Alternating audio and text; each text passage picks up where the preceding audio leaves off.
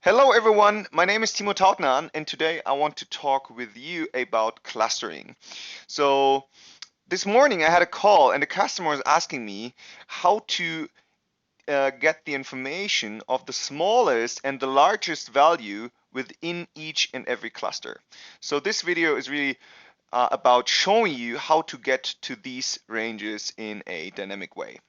Okay, so let's take a whole new workbook and let's start from scratch. So I'm taking sales and I'm taking customer ID and I start with a tree map.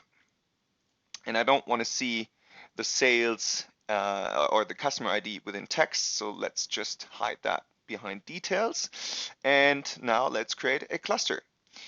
So the cluster is just based out of sales, like you can see here, and I'm totally fine with the amount of 5 clusters.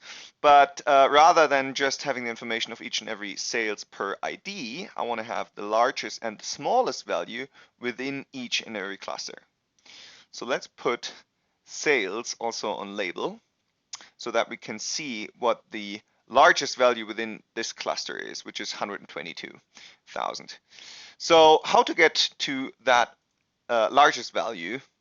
So the answer is pretty easy. It's just a window max function, and then we take the same measure and put that within here. So now this is telling me what is the largest number within each and every cell at the very first time. Okay, so it's just repeating this value. So you need to change the compute using to customer ID. And with that, you get the largest value within each and every cell. So like you can see down here, there's always the largest value within our window max function, and then it's just telling us the sales for that. And over here, it's the same. You have the sales per customer ID and then the max for each and every customer. So you do the same thing with a window min function to get the smallest value within each and every cluster. Again, it's highly important. If you put it on label, it will repeat sales. If you change the compute using to customer ID, it will redo the whole thing for each and every cluster. So now you have the max and the min value, and the rest is just a formatting thing. So go over here, and then you tell something like for cluster 1. That's already the label for it. Customer, and then the customer ID creates X amount of sales. And then you can just put in the range,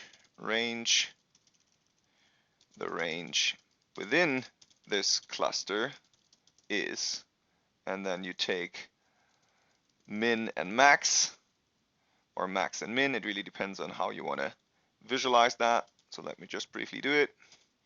Something like this. This will not look really good, so I always do something like this. I start with giving it one color and make it everything not bold, and then I take all the different measures and I'll put them to bold and black. But that's just my way of visualizing it. You can really do it different if you figure out a better way or a more beautiful way for you. So let's just do that really quick. And once you hover over it now, for cluster 4, customer 308, that's the ID, it creates 71,000 of sales. The range within the cluster is 40,000 to 71,000.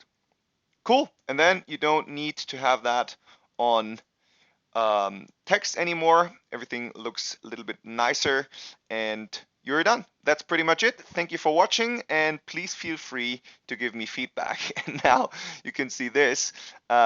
It disappeared, so let's just redo it. We just put in the max over here and the min over here, and then we're done. Let's make that beautiful and nice looking again. Here we go. Awesome. Thank you so much.